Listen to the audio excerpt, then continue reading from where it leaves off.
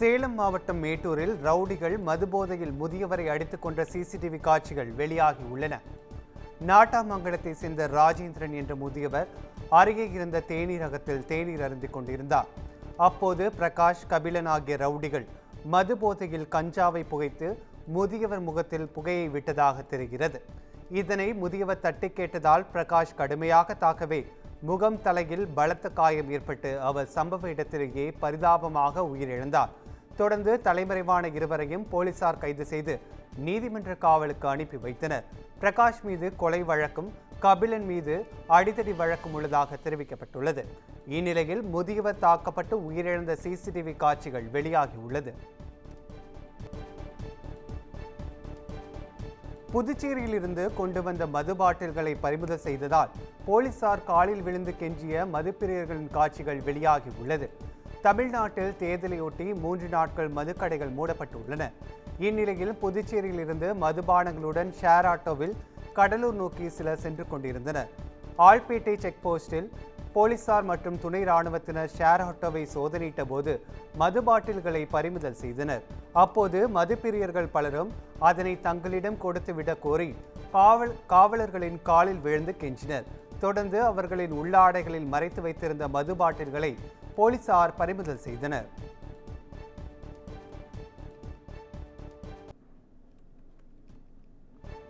சென்னை தேனாம்பேட்டையில் கத்தியை காட்டி மிரட்டி வழிப்பறியில் ஈடுபட்ட 3 பேரை போலீசார் கைது செய்தனர். திருச்சியை சேர்ந்த வினோத்குமார் என்பவர் கடந்த 19ஆம் தேதி இரவு அவரது 2 நண்பர்களுடன் 1000 விளக்கு ஸ்ரீ சாய் கிளினிக் அருகில் நின்று கொண்டிருந்தார். அப்போது அங்கு இருசக்கர வாகனத்தில் வந்த 4 பேர் வினோத்குமார் மற்றும் நண்பர்களை கத்தி காட்டி மிரட்டி அவர்கள் வைத்திருந்த 10,300 ரூபாய், ஜிபே மற்றும் கிரெடிட் கார்டு மூலமாக 50,000 என மொத்தம் 60,300 ரூபாயை பறித்து சென்றனர். புகாரின் பேரில் விசாரணை நடத்திய போலீசார் வழிப்பறியில் ஈடுபட்ட தேனாம்பேட்டையை சேர்ந்த சதீஷ், கிண்டியை சேர்ந்த சந்திரன், செல்வகுமார் ஆகியோரை கைது செய்து அவர்களிடமிருந்து 59,800 ரூபாய், செல்போன், கத்தி மற்றும் இருசக்கர வாகனங்களை பறிமுதல் செய்தனர்.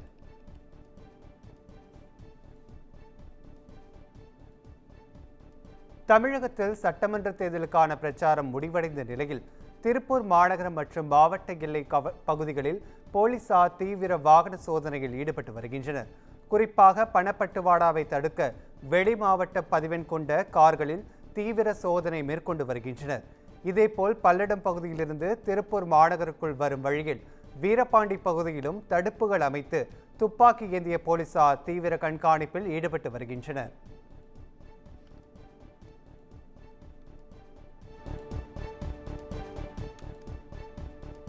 திருப்பத்தூர் மாவட்டம் ஆம்பூர் அருகே மாட்டுத் தீவனம் வெட்டும் இயந்திரத்தில் சிக்கி இளைஞரின் கை துண்டானது.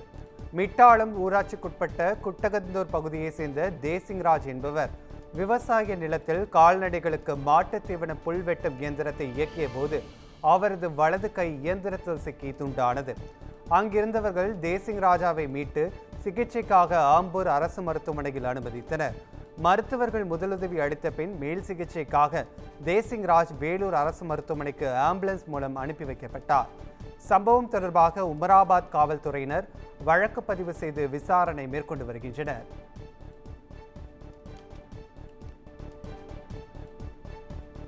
கரூரில் 13 வயது சிறுமியிடம் தவறாக நடக்க முயன்ற நபரை பொதுமக்கள் அடித்து உதைத்து போலீசில் ஒப்படைத்தனர்.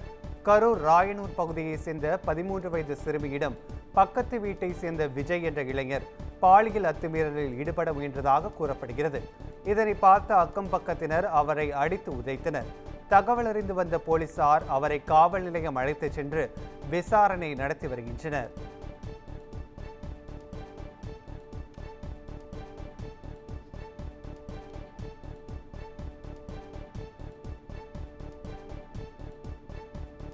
திருப்பூர் மாவட்டம் தாராபுரம் அருகே குடிநீர் பற்றாக்குறையால் கிராம மக்கள் கடும் சிரமத்திற்கு ஆளாகி வருகின்றனர்.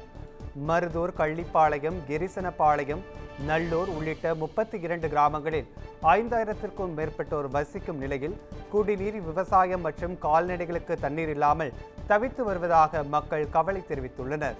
ஆனைமலை நல்லா திட்டத்தை உடனடியாக இப்பகுதி மக்களுக்கு கொண்டு வந்து குடிநீர் தேவைகளை பூர்த்தி செய்ய வேண்டும் என கிராம மக்கள் கோரிக்கை விடுத்துள்ளனர்.